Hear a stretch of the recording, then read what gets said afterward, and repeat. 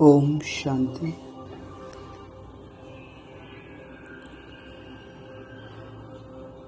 आज अव्यक्त संदेश जो 18 जनवरी 1969 के हैं। आज के वक्त संदेश का टाइटल है साकार के श्रृंगार का प्रैक्टिकल स्वरूप, अव्यक्त स्थिति बनाकर दिखाओ।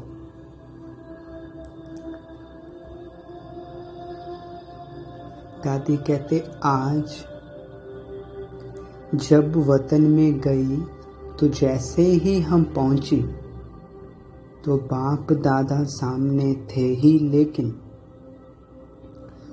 क्या देखा कि ब्रह्मा बाबा के गले में ढेर की ढेर मालाएं पड़ी हुई थी।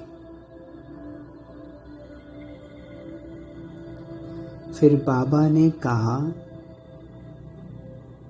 ये माला उतार कर देखो।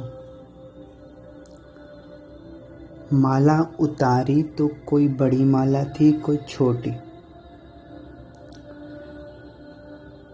हमने कहा, बाबा इसका रहस्य क्या है? बाबा बोले, बच्ची, ये सभी के उल्हनों की माला है, क्योंकि हर एक बच्चे जब एकांत में बैठते हैं तो बाबा को स्नेह में उल्हाना ही देते हैं। हर एक बच्चे ने बाप को उल्हनों की माला जरूर पहनाई है। बाबा ने कहा, बच्चों को ड्रामा भले याद है, लेकिन प्यारे ते प्यारी चीज तो जरूर है। अचानक ड्रामा को वंडरफुल देख करके बच्चा दिल ही दिल में उल्हाना देते रहते हैं। बच्चे दिल ही दिल में उल्हाना देते रहते हैं। यूं तो ज्ञान बच्चों को है, लेकिन ज्ञान के साथ प्रेम या स्नेह भी है, इसलिए इन उल्हनों को गलत नहीं कहेंगे। अब अचानक चले गए थे, तब बाबा का संदेश था ये। फिर हमने पूछा, बाबा आपने इसका क्या रिस्पॉन्ड दिया? बाबा बोले, जैसा बच्चा वैसा रिस्पॉन्ड। बाबा ने कहा,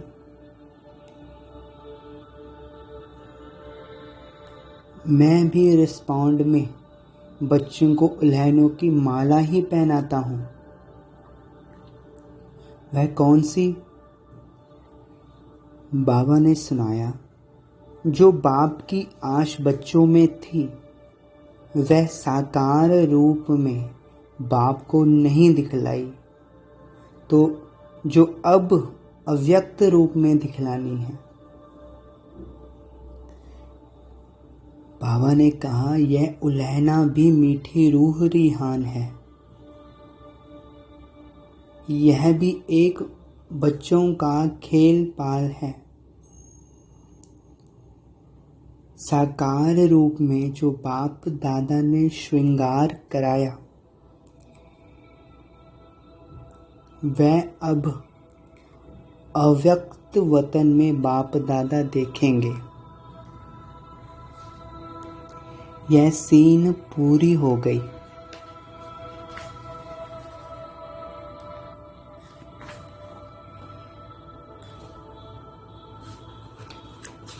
फिर भोग स्वीकार कराया। मैंने बाबा से पूछा, बाबा आप सारा दिन वतन में क्या करते हो? बाबा ने कहा, चलो मैं तुमको वतन का म्यूजियम दिखलाऊं। सभी साथ में विजन बनाते जाएं। पापा कहते तुम तो म्यूजियम बनाने के पहले प्लान बनाते हो, बाबा का म्यूजियम तो 1 सेकंड में तैयार हो जाता है। फिर क्या देखा, एक बहुत बड़ा हॉल था।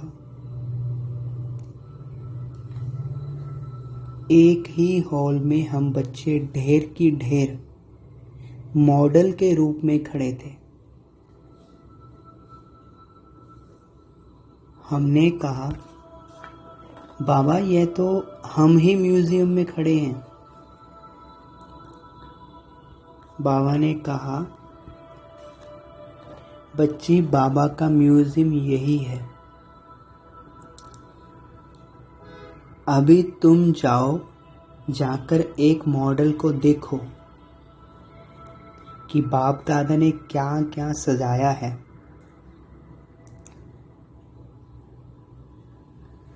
हम जब मॉडल के पास गई तो हमको कुछ खास दिखाई नहीं पड़ा। पूरी सजी हुई मूर्ति दिखाई पड़ रही थी। बाबा ने कहा जो मोटा श्रृंगार है वह तो साकार में ही बच्चों का करके आए हैं, परंतु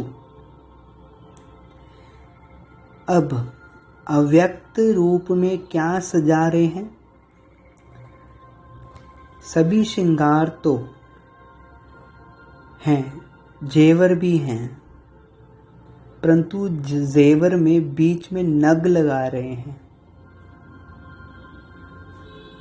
बाबा के कहने के बाद कोई कोई में जैसे एक्स्ट्रा नग दिखाई पड़े। बाबा ने कहा बच्चों के प्रति मुख्य शिक्षा यही है कि अव्यक्त स्थिति में स्थित रहकर अव्यक्त भाव में आओ। अव्यक्त स्थिति में रहकर व्यक्त भाव में आओ। जब एकांत में बैठते हैं तो अव्यक्त स्थिति रहती है, लेकिन व्यक्त में रहकर अव्यक्त भाव में स्थित रहें वह मिस कर लेते हैं। इसलिए एक रस कर्मातीत स्थिति का जो नग है वह कम है। मतलब जब योग में हम बैठते हैं फिर तो व्यक्त में से अव्यक्त होना इजी हो जाता है, पर जब हम कोई काम करते हैं, जब कर्म में योग में बैठते हैं, कर्म योग करते हैं, तो अव्यक्त भाव में स्थित रहना वो मिस हो जाता है।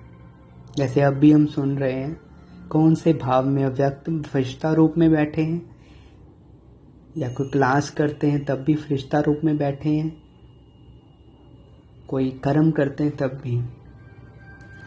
तो बाबा कहते हैं जिसके जीवन में जो कमी देखता हूँ वह सजा रहा हूँ।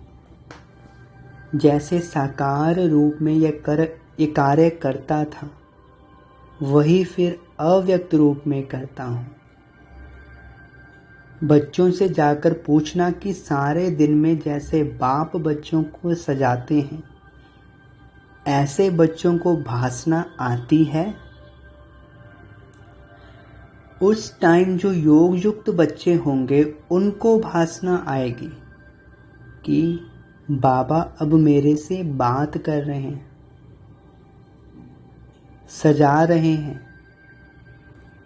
जैसे मैं अव्यक्त वतन में बच्चों से मिलता हूँ, बहलाता रहता हूँ, अव्यक्त रूप वाले बच्चे यह अनुभव कर सकते हैं।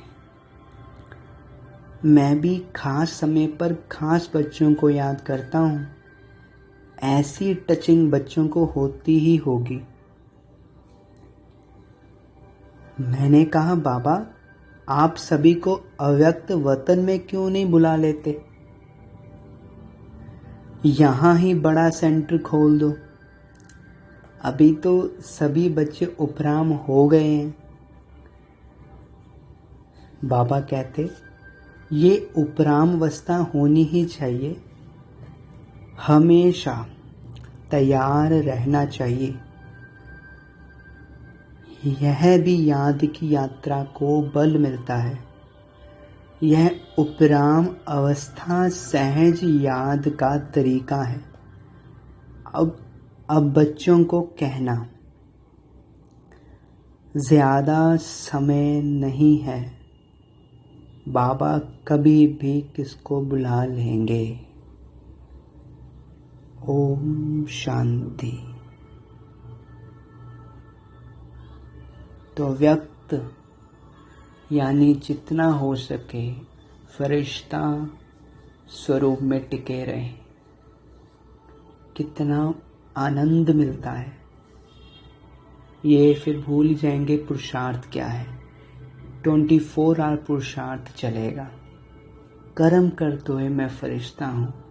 लाइट का शरीर, बीच में बिंदी चमक रही है। ओम शांति।